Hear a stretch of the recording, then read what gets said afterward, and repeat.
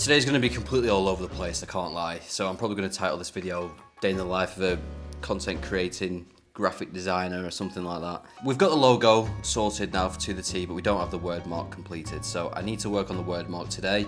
I know what I want to do, I just don't know the proportions. I can't seem to get the proportions right. So today I'm going to work on that. Continuously sketch until I feel like I've hit the right word mark. And then after that, I've got a Q&A call for Designer Boss Summit. So if you didn't know already, I'm actually doing a talk for Designer Boss Summit. There should be a link in the description so you can watch a replay.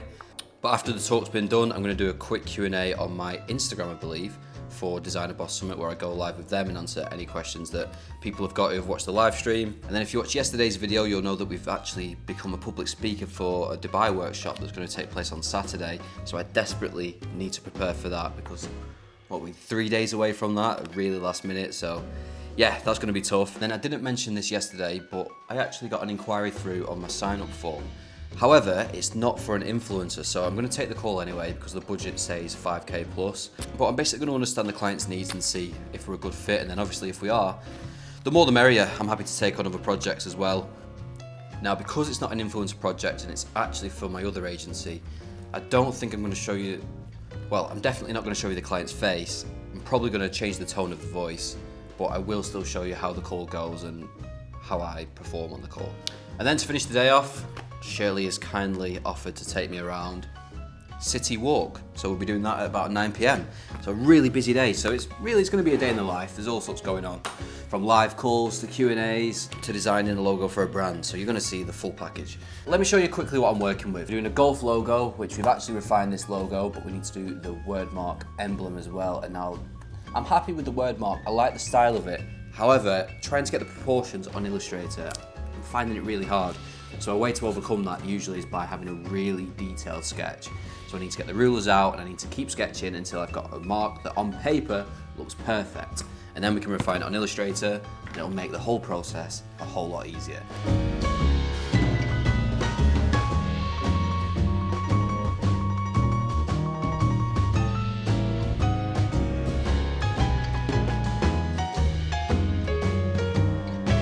Just about to go live. I'm going to put the clips in the next video because I think there's going to be some really good questions asked here, which probably answers some of your questions as well. So let's see what people ask me. I think the best way to do this is with a video sales letter. So you can have a look at my website at the moment. It's called nonstopbrandingagency.com. I don't know if you ever booked like 3 or 4 calls in a single day and you find yourself just constantly repeating the same thing. And by the end of it, you're really good at saying your pitch. But by the first one, sometimes you can be a little bit rusty. So by having this entire sales pitch on your website, not only do they get to see the best version of you selling your services, but it also reduces the amount of times that you have to say them. And in terms of all your deliverables, do you find that there's a specific service that clients are more likely to go with? Because one thing that I found was I was overwhelming people with too many services. So I had things like 3D work on there and animation, stuff that I wasn't the best at, but I could do. And I've just ended up narrowing it down to what I'm best at. So I try and keep this to literally just one service, brand identity. I can sell it really well. I can tell them exactly what's involved. And then if I want to upsell them, I'll bring in other designers and then just charge like an extra 20% on them rates. So it's really, really hard to guarantee quantifiable results with an offer that says you'll increase brand recognition because it's really hard to measure unless they've got a massive marketing spend. So what I probably would do here is either change your offer slightly with some of the tips that I said in today's video, or I would have a guarantee in there that I've got in my new design agency is that if they don't like the designs within 3 rounds, then they're entitled to 100% refund. This is where clients don't really end up redeeming the guarantee because I put in my contract that they don't have the rights to the designs if they do redeem the guarantee. And more likely than not, they've inputted a lot of time into it across 3 to 4 weeks, maybe even 6 weeks. So the chances of them reversing the entire thing, it must be a pretty rubbish design for them to actually redeem the guarantee. So I've not come across any problems at all yet. Are you always at the business side of things because of your accounting background? I'd say so. I always obsess over the business side of stuff.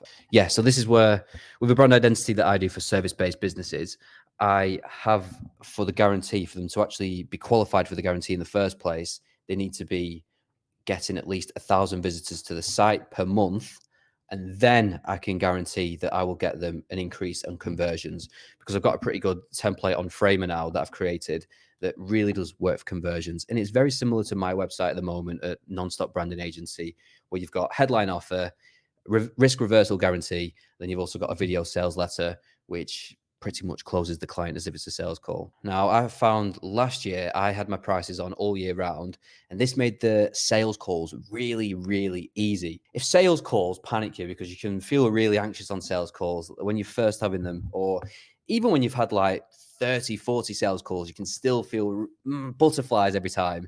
If this is you, then I probably would advise you to have your prices on your website. You've got to be smart with it on the sales call. If you don't have your price on your website, then you've got to be really ballsy in your sales pitch.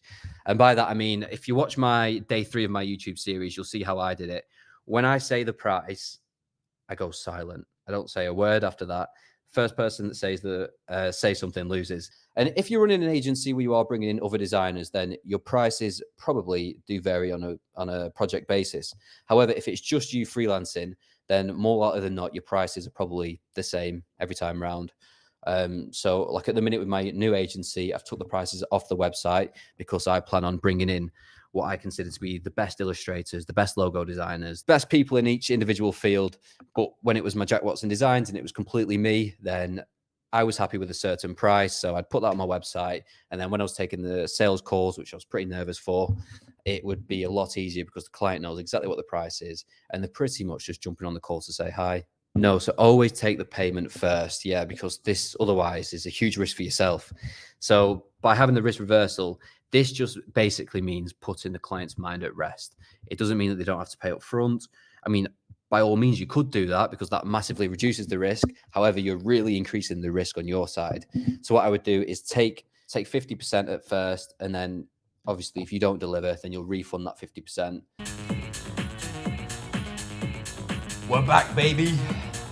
So when creating a logo, something to keep in mind. Proportions and maths is everything. Now, this is something I didn't realize when I first started out, and I would just hand draw logos and, to be honest, image trace them or just trace over them with a pen tool. And then the more logos you create, the more you realize that maths is everything. Consistency is key. So here at the minute, this is nowhere near final, but this is what I've landed on. This was my sketch, and now the old me would have took a sketch, used the pen tool, and created it. But no, I've created a grid here, kept it consistently at 2 columns wide. So now when I'm creating the logo mark as well, it's going to be the same width. The proportions are going to be perfect. And it's all about the angles as well. Like the angles here are going to be the same, consistent throughout the word mark and the logo type, which is ultimately just going to make it look a lot more cohesive when I present it to the client. These aren't the colours that I'm going to go for. This is just a really neon green to stand out from the background. Just quickly as well, in case some of you are wondering, my entire process is once I finish with this is nowhere near final. I then go and copy it and copy it and copy it and copy it and completely continue to manipulate it until I'm entirely happy with it. Decided to start over again. I don't like it. I don't like the typography. This is what happens. This is the reality of creating logos and word marks. It's not quick. It's not simple. It's not easy. I still quite like the logo, but I don't know if I'll be able to get typography that goes in line with that. I don't know how much life my eyes have got left, but this is where I'm up to at the minute. I'm a lot happier with the typography and the logo mark I've adapted to suit the word mark, which I quite like at the minute. I quite like the thin monoline style. I like the rounded edges, so I'm going to play around with this for a bit longer. Potentially have a double border. I need to figure out what sort of writing I want as the smaller text as well. But holy shit, I am tired. My eyes have gone really, really sore. 7 o'clock, half an hour. I'm going to do some prep work now for the call, which is at 7:30. Hopefully we can close another deal. If we do close this deal for 5k plus, then I'm actually going to spend tomorrow scouting designers because I'm going to bring some designers on the project. The idea for this series was to pretty much get it to a point where I can actually start delegating out some of the work. That's ultimately the goal of this series, to try and be the creative director behind the branding agency and piece together my favorite designers ultimately. That's why the bigger the budget, the better the projects will be, because I'm not the best designer in the world. There is people who I would love to work with for these projects that we could create some beautiful work with. Okay, now we're cooking. I could really like this word mot now. It's got the retro vibe. It's also got the thin monoline typeface that he wanted. So yeah, I need to prep for this call. I've got 7 minutes. I've left it really late now. I probably can't show you what I'm going to plan because I'm not going to have time, but I'm just going to show you how the call goes. So fingers crossed, eh? Is it weird that I always put a bit of aftershave on before a call? Not sure. Branding as well. We try to pull from every angle that we can. We want to identify who we are, what we are, and how do we tell that through. Yeah. Okay, perfect. So this is pretty much your all-in-one client hub. Really, I think it's like a as soon as possible type thing, as long as it all lines up. And this For the brand identity, that always starts at 4,500. Now look at our budget now that we know what we're looking at potentially. So is the problem on your side the time frame with it being 4 to 6 weeks? Is that too long, or is it the input that you'll have to have in terms of the strategy that's the issue?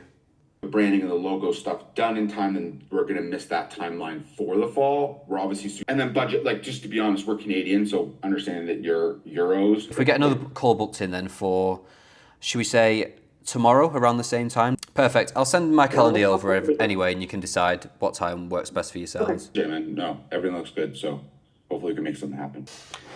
Right, so there we go. You never know with those ones, whether pushing it off another day or two. It could go either way, but you see, the best thing that you can possibly do in them scenarios is get another call booked in, because then they're obliged to say yes or no, but they're more obliged to say yes. Whereas if it's on email, there's a good chance that they're going to say no, or they're going to have to wait for now, wait for later on. It's always good to try and kill off all the objections straight away on the call, but clearly that was just not going to happen today. But we'll see. That's a client that could come in. Hopefully it does. Then that would be about £6,500, which is around $8,500. Fingers crossed, eh? The reason why I did a reduced price for the website was because I actually want to build my portfolio with web building. Now, I've not done too many websites in the past, so this is something that I'm happy to offer a reduced rate for in regards to getting my portfolio up. But yeah, Monday, we'll know if I've been able to close that or not. I'm absolutely knackered now. It's been a long day, busy day working, but I'm still going to go and meet Shirley for a bit, see where she's planning on taking me. I've not eaten all day as well, so I need to get some food in me. I'm starving. After a painful few hours, I think this is looking in a good position now. I like the idea behind it. Obviously needs lots of refining yet.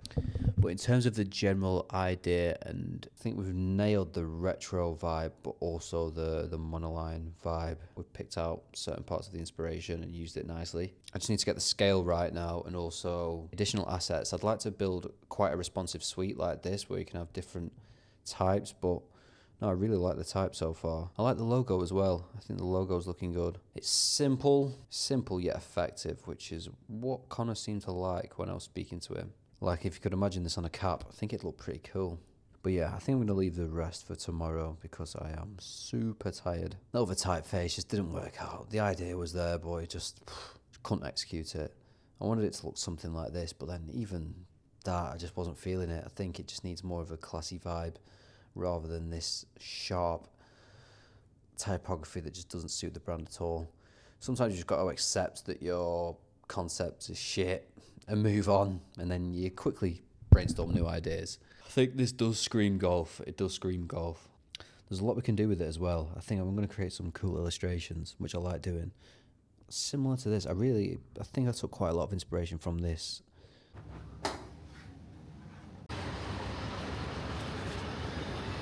We're gonna have Jack Chase's first ramen. This is the follow-up email that I usually send over. Thanks for jumping on a call yesterday. As mentioned, here's a link to your very own client portal, then they can have a look through it. Let's arrange a catch-up for Monday to try and close them on Monday instead, which is about 3 days later because it's weekend. And then one of the people who I was speaking to on the call said that they were catching a flight today, so by putting something like safe flight, it just makes you come across a lot more friendly rather than solely caring about catching the dollar.